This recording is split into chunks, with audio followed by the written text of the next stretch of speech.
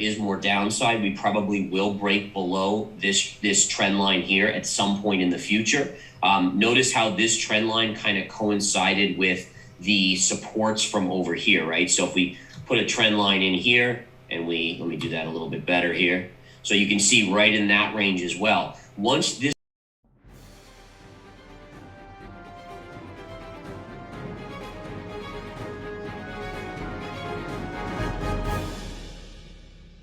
So it has been a tricky market, and it's not just the crypto market, the stock market. Many markets out there have been struggling because as the Fed's been pulling back on monetary policy, they've been sucking liquidity out of the system, right? So you have less money in people's pockets and people's accounts. Higher interest rates mean people can borrow less to invest. And ultimately that creates a scenario where asset prices are going to decline. The Fed kind of, choreographed this in late 2021. They said they were going to do it. I think a lot of investors kind of didn't believe them because in the past they've always been soft with the markets. In other words, they didn't worry about inflation because there wasn't inflation. Now there's massive inflation and they have to actually be hard with the markets, kind of that strict parent at this point in time. So I think at this stage of the game, you have to continue to be very careful.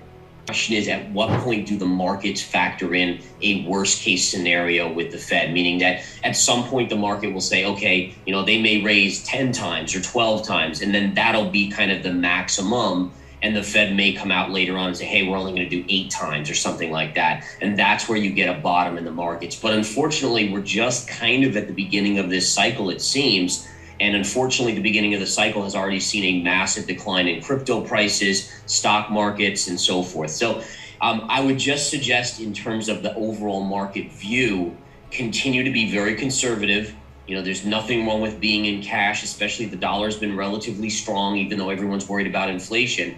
And again, wait for the opportunities. Wait till you really see a bottom forming, then start to deploy more capital. I mean, the first thing I'd say is welcome to the club, meaning that, it's not fun, but each and every one of us as a starting investor, we go through this, right? So we go through initially starting to invest, thinking it's the easiest thing in a bull market, making lots of money, being like, oh, why didn't I do this 10 years ago? I'd be a zillionaire by now. And then the market goes into a bear market and we get punished. So, I mean, it's not a great club to be in, but I think every investor has been through it in their early years. And the hope is that you learn from it, right? We all have to learn from it. For me, I've been through it multiple times, 1999, 2000, 2007 through 2009. And then there were mini bear markets along the way. And so I've been burned enough times where I kind of saw the signs, the writing on the wall, when there was insane euphoria. Everyone just thought it was the easiest thing in the world. You had GameStop, AMC,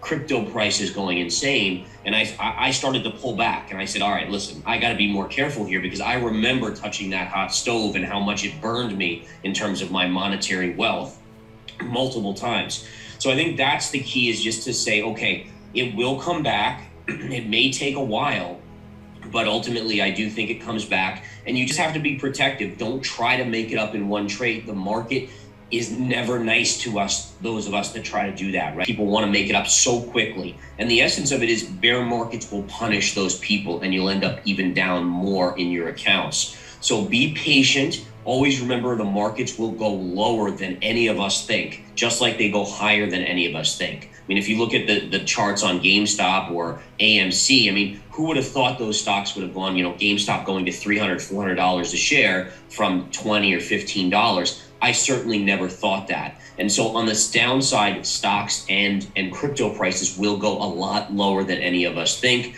I know when I started calling out 20,000 back when we were at 65, people thought I was nuts. Then it got to 50, then 40, and now 30, and even sub 30.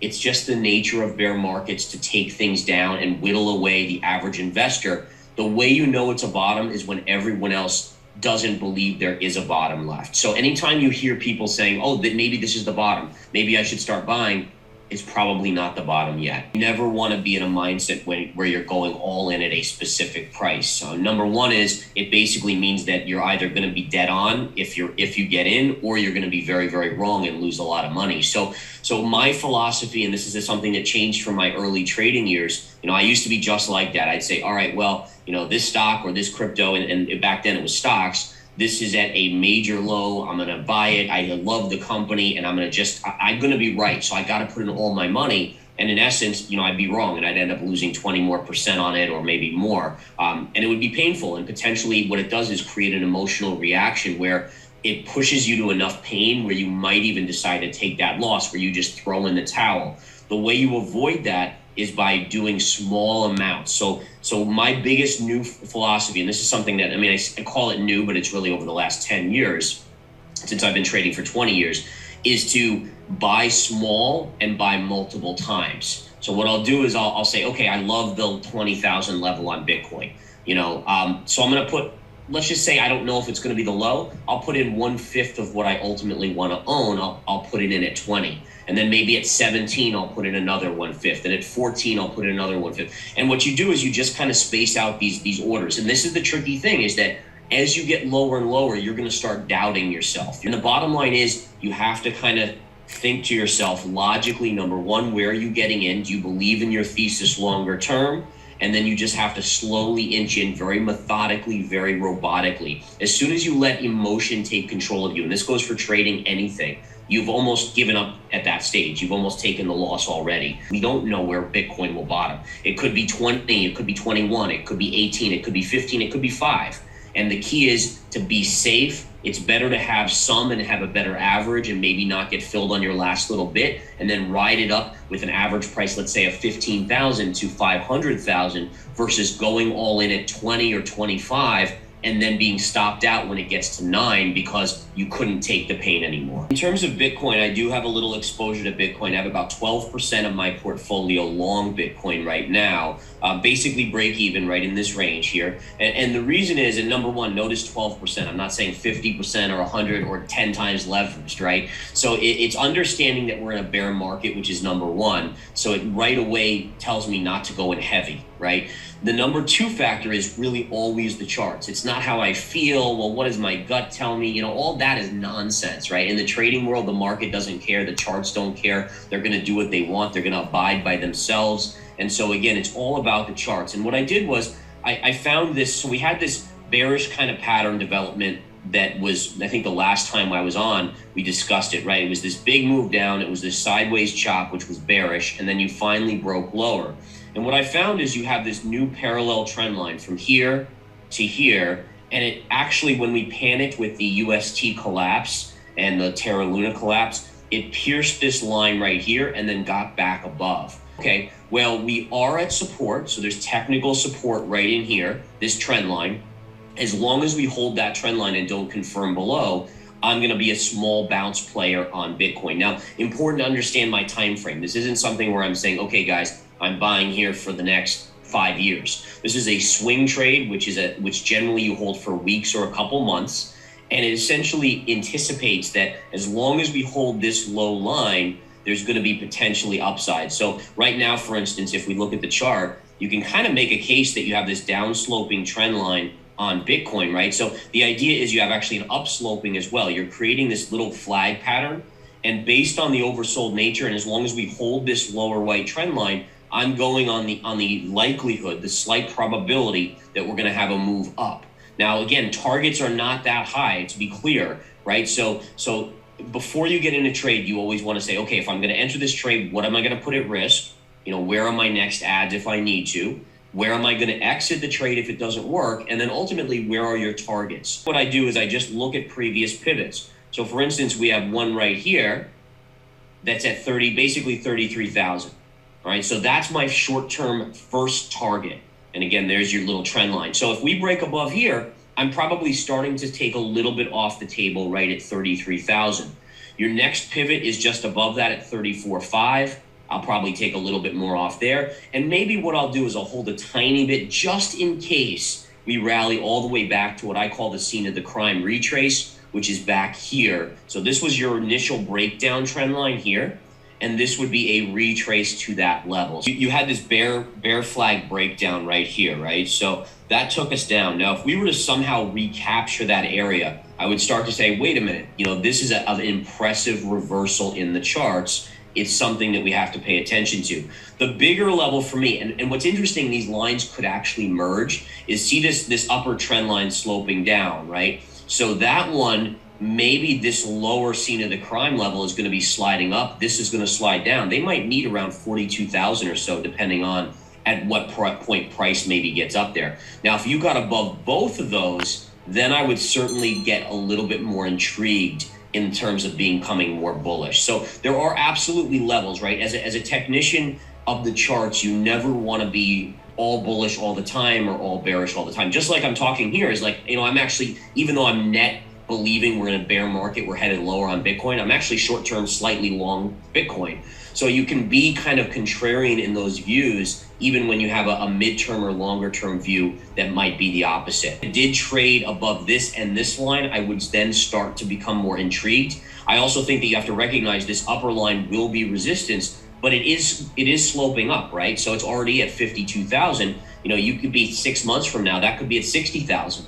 And so again, you start to get these lines where if they break, the next resistance levels get higher and higher and bring us close to those all-time highs at that point. This was a big one for me. I went, long, short, and then, long here for a mini bounce, and then again, the drop, and then we're long again here. The idea is that if you can make 10%, 10%, 10%, 10%, you can actually outperform people that are investing for the long term. But again, it does come with some risks. Sometimes they go against you, the trades. But then again, in a bear market, people that bought at 60,000 are down over 50% of their money. So again, a swing trader usually doesn't have those risks because we're in and out so often. So I think for the most part, swing trading is something that anyone can do.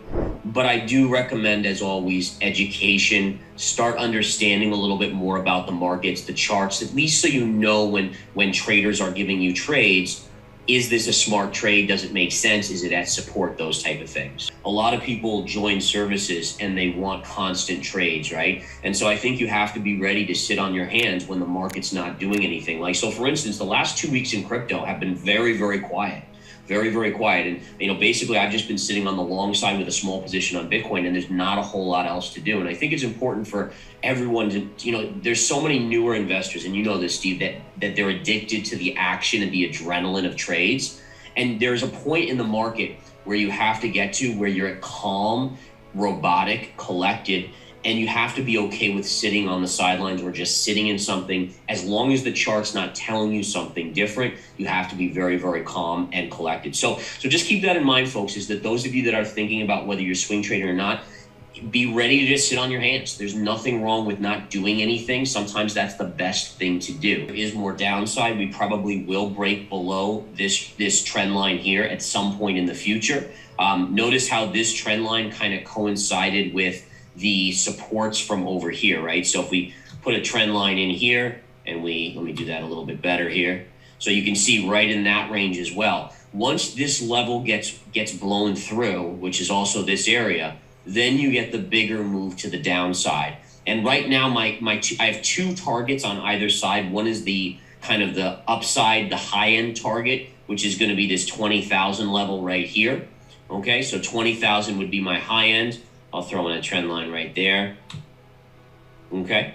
And then the low end I have right now is right around 12,000. So again, in terms of the chart, it would be right down here, give or take.